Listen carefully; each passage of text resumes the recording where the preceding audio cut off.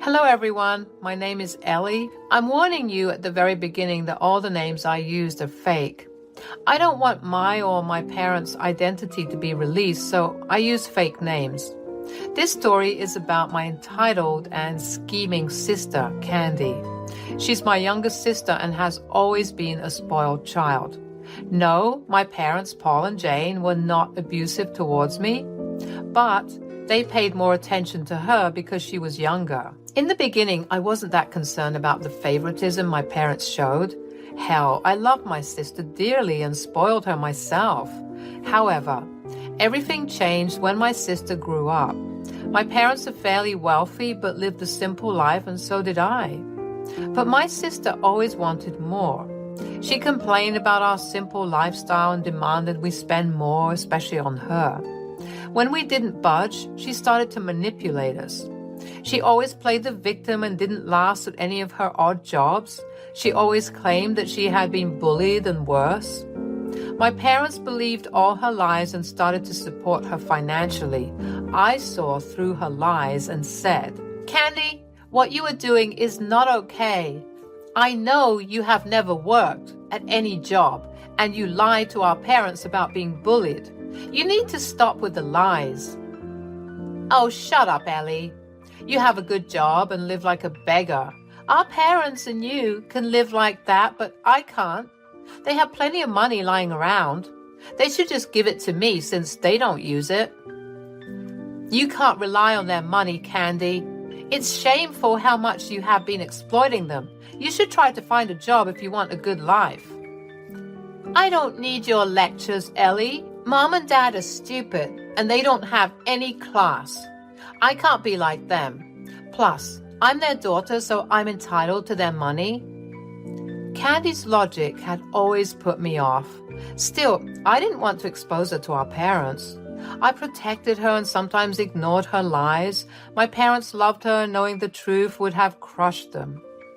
I helped them and Candy out at times so that my parents didn't end up spending all their money on her. Candy never showed any appreciation for that. She always thought that she was entitled to their money. For years, Candy lived a luxurious life on our dime. Mom and Dad were hopeful that someday she would become independent, but that day never arrived. Candy continued her horrible lifestyle while playing victim to our parents.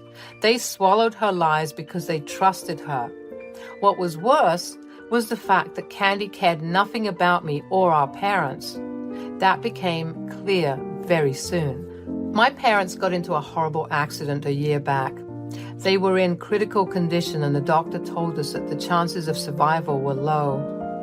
While I was close to breaking down in the hospital, Candy said, "Wow, looks like their time is up. I can't believe it took them so long. I wonder how much longer it'll be. The doctors are not very hopeful." "Candy, how can you even think of that right now? Our parents are close to death and you don't feel anything." "Don't be so dramatic, Ellie. Mom and Dad were only good for money. It's even better if they are not here. They have been pressuring me to get a job. It was irritating. Anyway, now that there is little hope for them, I will head out. Don't call me unnecessarily. Just give me a sweet call when they're gone. I need to sort out the inheritance and all." "Candy, what is wrong with you? Don't you want our parents to live? How can you even think of inheritance right now?"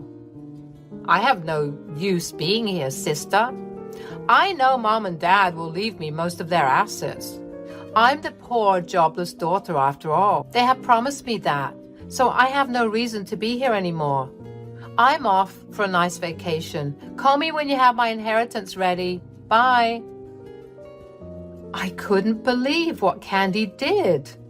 Her sadistic approach to her own family threw me into rage and sadness. But I held strong for my parents. I emptied out my bank account to get them the best treatment. Finally, after a month of struggling, I was able to bring them home. Candy didn't show up or even call once after that day. My parents wanted to see her, but she didn't even receive my calls. They were still recovering, so they didn't have the energy to deal with this. It broke my heart to see them yearn for Candy. About 2 weeks after my parents came home, they called an estate lawyer to their house. I was at their place looking after them when I saw the lawyer. I was a little confused. I said, "Mom, Dad, why is the estate lawyer here? Did you call him?" "Yes, Ellie, we called him. We don't have a proper will in place. With what happened recently, we want to make sure our will is set."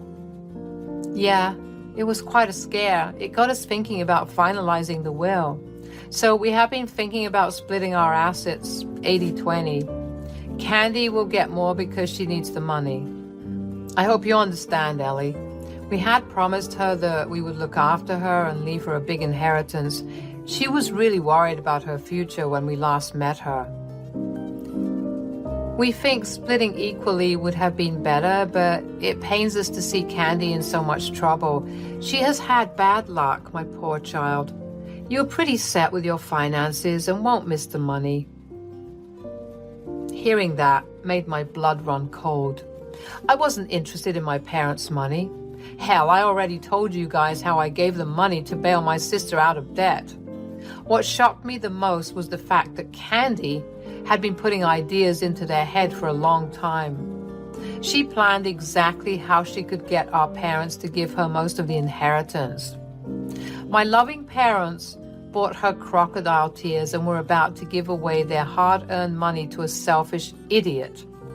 I knew that I needed to say something. After years of putting up with my parents being exploited, I just couldn't take it anymore. I decided then and there that I would end Candy's game. I needed to do this for my parents. They didn't deserve to be deceived like this. I said, "Mom, Dad, I think you should reconsider your decision. I don't think you should just hand over Candy so much of your assets." "Why, Ellie? What's wrong with our decision? I know that we are not splitting the assets 50-50, but I'm sure you understand why."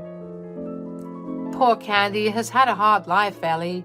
She needs our help more. You have always been the daughter who made us proud with her achievements. You even have a comfortable life. Candy simply needs the money more than you." "Mom, Dad, you have it all wrong here. Candy is not the person you think she is. She acts like she's poor and unlucky, so you give her more money." "What? What are you saying, Ellie?" I took the opportunity to tell them everything, from the fake bullies at her jobs to her being mentally sick and having no money. I also gave them details to prove that I was telling the truth. My parents seemed shocked by the information. Unfortunately, I also had to point out her lack of help while they were fighting for life in the hospital. Still, my parents seemed to be in disbelief. I said, "I'm sorry I had to say these things. I have been sheltering her for a long time. I just can't do it anymore. All these years, I truly believe that no matter how manipulative she is, she definitely loves you guys. But after your accident, her true face came out to me. I can't and won't protect her anymore." My parents refused to believe that Candy could be so cruel. It broke my heart to see them in such deep denial. I knew that the moment they realized the truth, they would be devastated. I almost gave up on the truth, but I didn't back out of speaking about Candy. My parents didn't deserve to be deceived like that, so I said, "I know it's hard for you to believe this. I wish it wasn't the truth and Candy was a nice person. But think about it, Mom and Dad. Did Candy call you even once when you were in the hospital?" "No, she did not. But what if she was busy looking for a job? She had promised that she would find a job and better herself. Maybe she was just struggling and desperate to find a job, so she didn't get the time to contact us."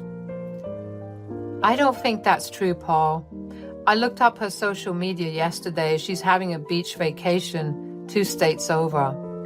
I guess Ellie is not far from the truth. Look, I don't want to ruin my sister's reputation, but what she did recently pushed me over the edge. I don't want you two to waste your money on someone who doesn't deserve it. I would rather you give it away to charity. If you are still unsure about everything, why don't I just call Candy and clear it out for you? My parents agreed for me to call Candy and see her reaction. They desperately wanted Candy to ask me about their health. I was in pain from how hopeful and vulnerable they looked. I was praying to God that Candy doesn't say anything drastic. I was also concerned that she wouldn't pick up my calls again. But Candy did pick up the phone after I called her like 10 times.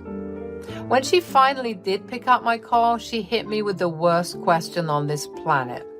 Before I could say anything, she said, "So, are they dead already? You would not have called me so many times if they weren't dead. I guess I made that clear the last time I saw you. So, Mom and Dad are gone, right? Gosh, it took them time." What are you saying, Candy? It's not like that. Finally, our filthy parents are dead and they left all their money to me. It was so easy to sell the poor little me card to them. They have always been weak towards me, and I always knew the right things to say to make them give me money. But I feel so bad for you, Ellie. Oh, really, Candy? Tell me what on earth you suddenly feel bad for me. You tried so hard to be a good daughter and did everything for them, but in the end, I won all the money. You know, I feel sorry for you. You should have taken some lessons from me to get money out of them. Look what being successful did to you. I did nothing but still got a chunk of money. I am so ashamed of you, Candy. Don't you feel even a little remorse about our parents dying? Are you even sad? Why would I be sad, Ellie? Do you have any idea how much I had to act to make them give me money? They are cheap and have low standards. I can't tell you how embarrassing it was for me to bring my friends home. They were really embarrassing. The only thing they were good at was making money. Now that I have all of that for myself, there's no reason to be sad. I'm just happy I won't have to beg for money anymore. I was getting tired of it.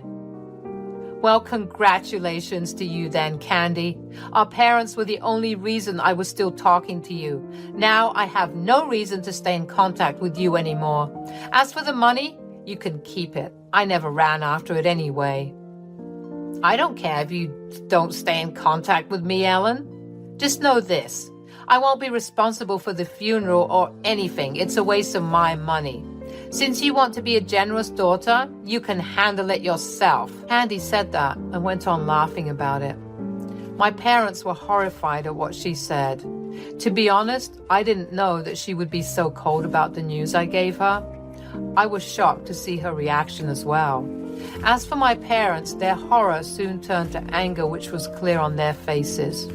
This time, I took the opportunity to tell Candy how wrong she was. I said, "You really do have everything planned, don't you?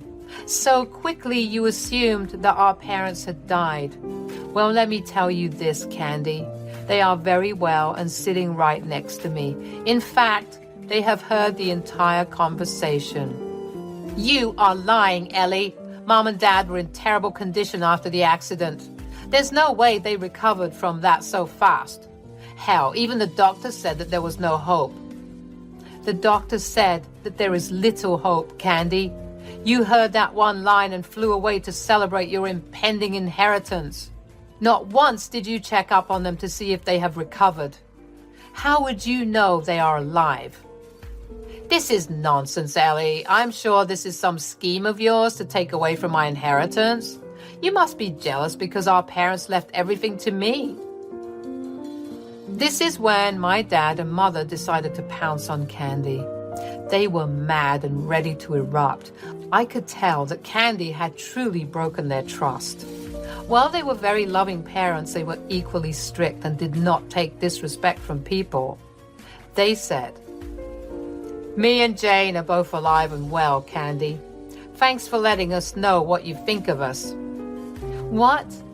Dad, are you okay? Oh my God, I'm so glad you're fine. I was dying from worry and pain. Is Mom okay? Do you want to know if I'm alive? Yes, Jane, I am alive and fine.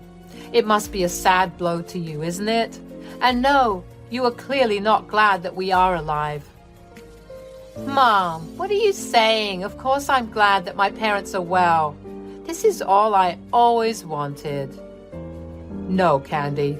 You clearly didn't want us to live. You never visited us or tried to meet us at the hospital. Hell, I even saw you reject Ellie's calls when she reached out to you. Now that you finally picked up, you immediately assumed we were dead. And you seemed very delighted by the idea of us dying. I mean, who wouldn't want their filthy parents to die, right, Candy? No, Mom, Dad, please listen to me. I don't know what Ellie told you guys. She must have filled you with lies about me. I swear I never said anything like that. I couldn't come because I was busy trying to find a job and feed myself. Don't give us those lies again, Candy.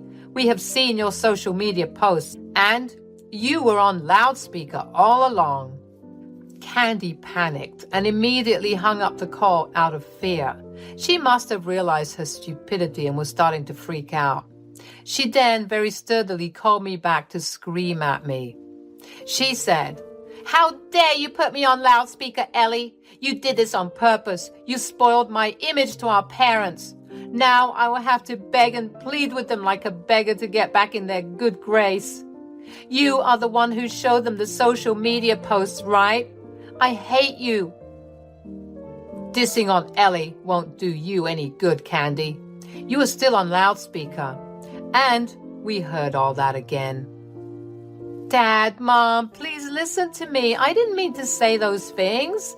It was a coping mechanism. You know I'm having a hard time in life. I just snapped and said some stupid things. Stop trying to manipulate our parents again, Candy. You have absolutely no shame after insulting our parents and planning to enjoy their inheritance. I know this is all you could ever think about, Candy. Their inheritance is the only reason you have been acting like a poor girl with no money. There is no use for the drama anymore, Candy. Just so you know, while you were busy celebrating our death and taunting Ellie, we were sitting with a lawyer. What? You were talking to a lawyer? Is it about... Yes, it is about our will, Candy. After what we witnessed today, I think Jane would agree with me that we no longer want to leave you anything. Right, Jane? Absolutely, Paul. There is no way I would leave anything to an ungrateful child like Candy. What you have done today was truly disgusting, Candy. I can't believe I raised a selfish and cruel woman like you. Mom, Dad, please don't do this to me. I slipped up and said some things I regret. I'm sure Ellie understands why I did it. I was under a lot of stress. I started to laugh at Candy's attempt to recruit me. Yes, indeed, I often helped her get out of trouble. She's my little sister, and I did want the best for her. So she naturally assumed that I would help her get out of trouble this time. What she didn't know was that I had no intention of saving her anymore. I was done. I said, "I've covered for you a lot of times, Candy, but this time you have taken it too far. You wished upon our parents' death, Candy. How can I support that? You said nasty things to me as well. I will never forgive you for this. Today, it is important everyone knows how truly vile you are." Ellie, please don't say that. You're my sister. You know that people sometimes make mistakes. Where's Mom and Dad? I will go there right now and beg for forgiveness. There is no need for that anymore, Candy. I, or your mom, want nothing to do with you anymore. We helped you out through the years and didn't deserve this reward. We are disinheriting you and giving everything to Ellie. Lawyer, you can go ahead and make our will on those terms. We won't change our mind. Not now, not tomorrow, not ever. Mom said that and promptly hung up on Candy while she was crying and screaming for forgiveness. Dad and Mom were quite sad as well, but most of all, they were angry. I tried to comfort them the best I could. I also told them to make their decisions after long consideration because I didn't want them to regret disinheriting Candy. My parents heard that and started to cry. They said that they finally realized how much they had neglected me and taken me for granted. I assured them that I held no anger. Dad and Mom still went ahead with their decision to disinherit them. Around 2 days after the incident, Candy showed up at my parents' place. She was on a trip with friends and needed time to come and hound them in person. She did continue to harass me and my parents through calls and texts. When Candy arrived at their door, she looked really disheveled. I guess the gravity of the situation finally dawned on her. She begged me and my parents to forgive her. However, Dad told her to leave the property and never come near them again. Mom actually threatened to call the police if she didn't leave. Candy did leave after she realized that there was nothing she could do. Mom and Dad stopped payment for her rent and she ended up losing her apartment in 2 months. None of her friends let her stay in their house because they knew she had no money and didn't want to work. She did return to our doorstep to beg, but no one paid her any attention. Last I heard, she was crashing on a friend's couch who gave her a month to find a place. She has been applying at the local grocery stores and cleaning services for a job. I don't know if anyone will ever give her one because by now, everyone knows her character. Anyway, I'm still at my parents' place and have moved in permanently. They are struggling both mentally and physically after the accident. I'm doing my best to take care of them, and the 3 of us are as happy as we could be under the circumstances.